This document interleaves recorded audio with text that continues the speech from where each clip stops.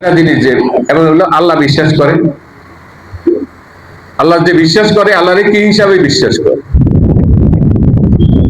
আল্লাহ বিশ্বাস তো হিন্দুরাও করে, কিন্তু আল্লাহকে তারা রব হিসাবে বিশ্বাস করে যে আল্লাহ আমাদের সৃষ্টি করছেন, তিনি আমাদের লালন পালন করেন, এই হিসাবে বিশ্বাস করে।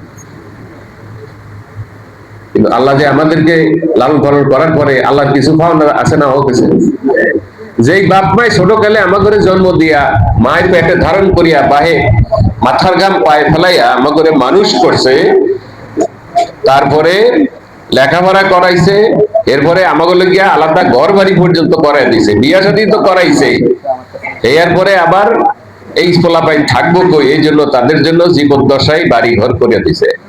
এত কিছু খালি দিছে দিছে দিছে দিছে দিছে। এখন বিবেক আপনার কি বলে, সেই মা বাবা কি কিছু পাবে না?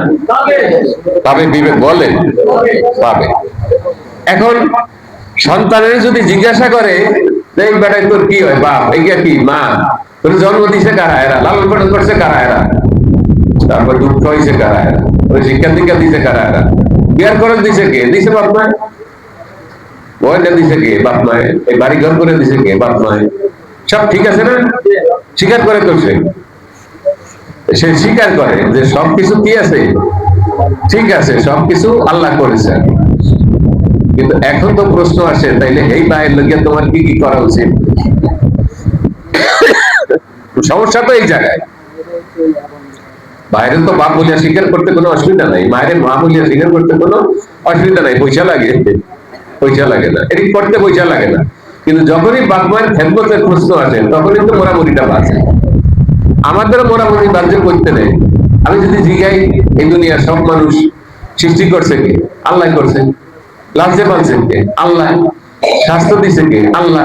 যৌবন দিছে কে? আল্লাহ। ছেলে মেয়ে দিছে কে? আল্লাহ। অর্থ সম্পদ দিছে কে? আল্লাহ।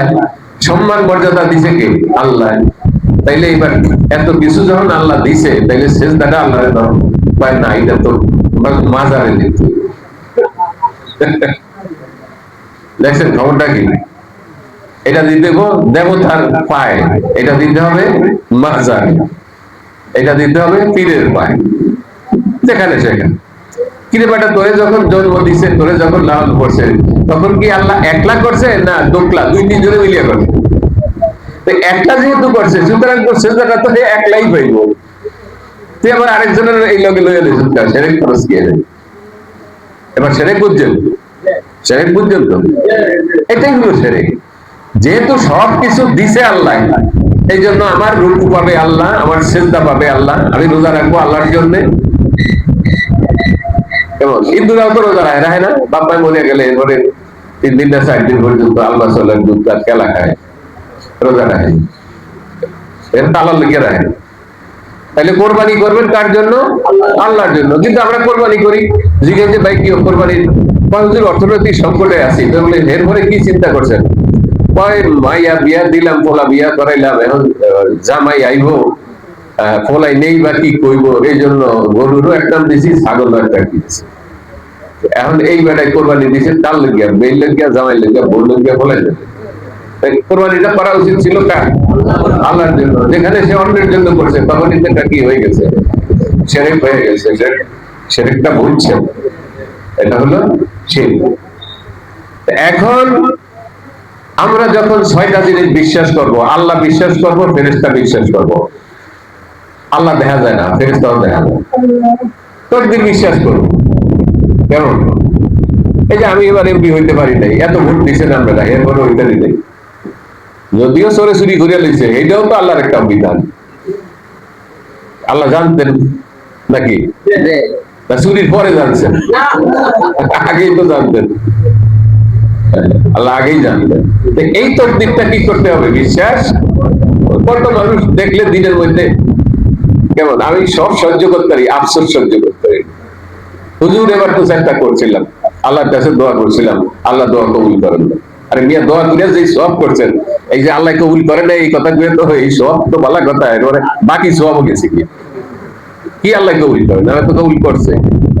হযরত ইব্রাহিম আলাইহিস সালাম আল্লাহর কাছে দোয়া করছে, আর ইসমাঈল আলাইহিস সালাম, দুইজন আল্লাহর নবী। আমি কি নবী? জি না। এই যে মাথায় আপনারা দোয়া করছেন, আপনারা কি একজন নবী? বলে এই নবী দোয়া করছে, কি করছে? রব্বানা ওয়াজআল না মুসলিমাইনি লাকা ওয়া মিন যুররিয়াতিনা উম্মাতাম মুসলিমাতান লাক। কেমন দোয়া করছে আল্লাহর কাছে? এরপরে দোয়া করছে ওয়াবআস ফীহিম রাসূলাম মিনহুম, আল্লাহ আমার এই বংশের মধ্যে আপনি একজন রাসূল দেন। কিন্তু এই ইসমাইলের ঘরে তো আর কোনো রাসূল আইলো না। মুহাম্মদুর রাসূলুল্লাহ আইলেন 2500 বছর পর। সুবহানাল্লাহ। ইব্রাহিম আলাইহিস সালামের দোয়া যদি কবুল করিয়া থাকে 2500 বছরের পরে, আমনে আমনে আমি কোন নবী?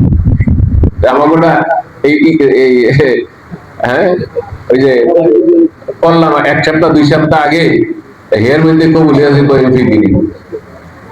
এমপি গিরির লেগে দোয়া করেন না, আর আমার লেগেও দোয়া করেন। মানে আমার লেগে দোয়া, এমপি ওর লেগে দোয়া করেন না। দোয়া করবেন এই দেশে যাতে দ্বীন এবং ইসলাম এবং কোরআন প্রতিষ্ঠিত হয়, সেই জন্য দোয়া করবেন। আমি তো এই যাচ্ছি কাইলে আমার সুস্থতার জন্য দোয়া করবেন, আমি যেন নেক হায়াত পাই, নেক কাজ করি, এই জন্য এমপি হওয়ার জন্য দোয়া করার দরকার নেই। আপনি দোয়া করবেন এই দেশে যেন দ্বীন প্রতিষ্ঠিত হয়, ইসলাম প্রতিষ্ঠিত হয়, কোরআনের রাজ যেন প্রতিষ্ঠিত হয়। তাইলে আল্লাহর নবী মুহাম্মদুর রাসূলের যদি কোরআন প্রতিষ্ঠা করতে 23 বছর লাগে, আর আমি ফজলুল করিম আর আপনি চেষ্টা করছেন, আমি গত রোজার 8 তারিখে শুরু করছি, মার্চ মাসের এই আজকে রোজার 28 তারিখ না, আজকে মাসের 8 তারিখ, মাসের 8 মাসের 8, এই হলো কত 1 বছর। নবী যদি করিয়া দেয় 23 বছর, কেমন আমার তো অন্তত 3 কত বছর করণ দরকার। এই জন্য যে সমস্ত সাহাবায়ে কেরাম মারা গেছে তাদের অবস্থা কি? এই জন্য জিজ্ঞাসা করছে সাহাবায়ে কেরাম, ইয়া রাসূলুল্লাহ, যারা দিন কায়েমের আগেই মারা গেছে তাদের অবস্থা কি? তখন আল্লাহ কোরআন নাযিল করে দিয়েছে। সুবহানাল্লাহ বলবেন না? যে আল্লাহ কারুর আমলকে নষ্ট করেন না। আপনি সবার আয়াতটা জানা থাকলে আমারে কইতে পারেন। আল্লাহ কারুর আমল নষ্ট করেন, তার আমল নষ্ট করে। এই জন্য আগে আমাদের টার্গেট ঠিক করতে হবে, যে টার্গেটটা কি। এমপি হওয়া আমাদের টার্গেট না, এটা হলো একটা মাধ্যম, এটা হলো কি একটা এটা হলো একটা মাধ্যম, এটা হওয়া দরকার, হইলে ভালো হয়। কিন্তু আল্লাহ কোন সুরতে দিন কায়েম করবেন সেটা আল্লাহই ভালো জানেন, কার হাতে করবেন যেমন সেটা আল্লাহই ভালো জানেন। হতে পারে আমার দ্বারা, অথবা ভবিষ্যতে আমার চাইতেও ভালো নেতৃত্ব এখানে আসবে ইনশাআল্লাহ। আর যদি শুধু আপনারা আমার জন্য ভোট করেন, তো আমি যে বছর ময়দানে থাকবো না এই বছর তারা আপনারাও থাকবেন না, এটা কেমন হইব? হ্যাঁ, এরকম হইব নি? আগামী যদি আমার স্বাস্থ্য না খুলায়, আয়াতে না খুলায়, তাহলে এখান থেকে এমপি একজনে দাঁড়াইবো না? দাঁড়ায় না, হুজুরে নাই আর ভোট দিব। রাসূলুল্লাহ সাল্লাল্লাহু আলাইহি ওয়াসাল্লাম যখন উহুদের ময়দানে খবর আইলো যে তিনি মারা গেছেন, এটা ছড়াই দিল কারা? কাফের। তখন এক দলের ঈমান বাড়িয়া গেল, এরা কইল যে নবী যদি মরিয়া থাকে আমাদের বাঁচে থেকে লাভ কি?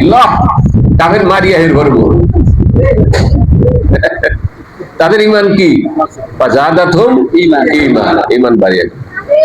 আরেক দল যারা দুর্বল তারা কইল এরে নবী তো গেছে গিয়া, এই আন্দোলনের আর কোনো ভবিষ্যৎ নেই, তাহলে কি করা যায়? ইরানের খোমেনি মরিয়া গেছে, যদি ইরান কইতো জেনারেলেরা, সৈনিকরা, মন্ত্রীরা যদি বলতো খোমেনি যখন গেছে তাহলে ইরানও গেছে, আমরা কি মনে হয়? কি তাদের মধ্যে দুর্বলতা আসছে? আমেরিকার নাকারি চুয়ানি খাওয়াই দিছে, খাওয়াইতে আছে, খাওয়াই দিছে না, খাওয়াইতে আছে, খাওয়াইতে। তাইলে আল্লাহ রাব্বুল আলামিন তখন ওই মুনাফিকরা তারা কি কইলো? মুনাফিকরা কইলো যে তাইলে এক কাম করো, আমাগো মধ্যে তো মুনাফিকের দুর্বল ইমানদাররা কইলো যে আমাগো মধ্যে তো মুনাফিক আছে একজন, এর নাম হইলো কি আব্দুল্লাহ ইবনে উবাই ইবনে সালুল, ওর লাগে আবার কাফের গুলো কি আছে?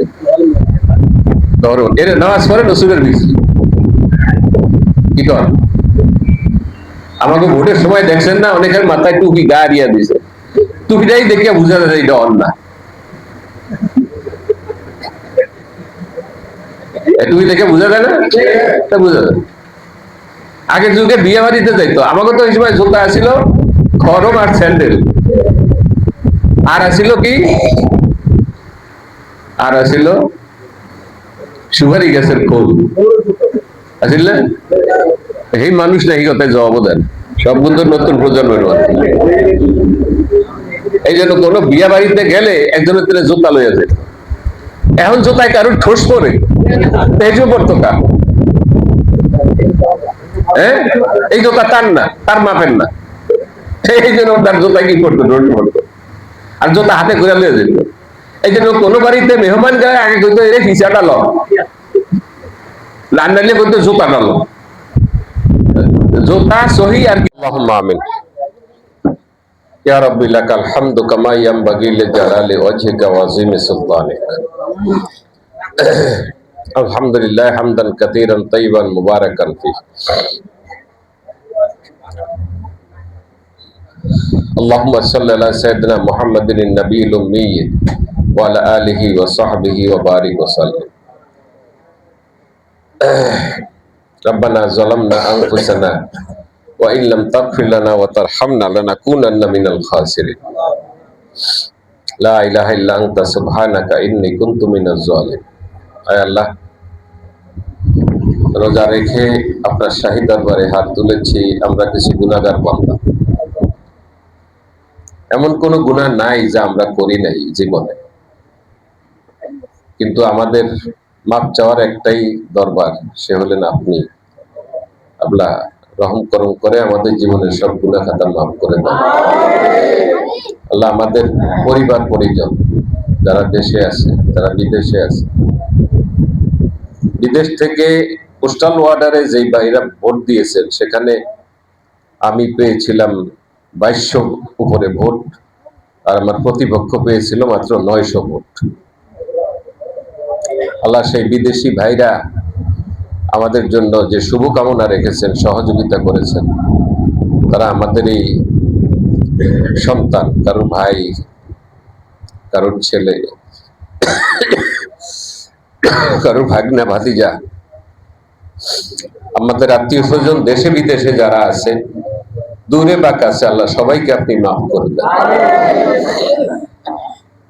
আয় আল্লাহ তাআলা আমাদের পিতা মাতা, দাদা দাদি, নানা নানি, শ্বশুর শাশুড়ি, আমাদের স্ত্রী সন্তান, আমাদের ভাই বোন, আমাদের চাচা ফুফু, আমাদের মামা খালা, আমাদের পাড়া প্রতিবেশী, বন্ধু বান্ধব, খেস ও আকারে, আমাদের উস্তাদ এবং শাগিদ, এবং যারা আমাদেরকে শুধু আল্লাহর ওয়াস্তে ভালোবাসেন, আল্লাহ আমরা যাদেরকে ভালোবাসি, আল্লাহ এদের সবাইকে আপনি মাফ করে দেন।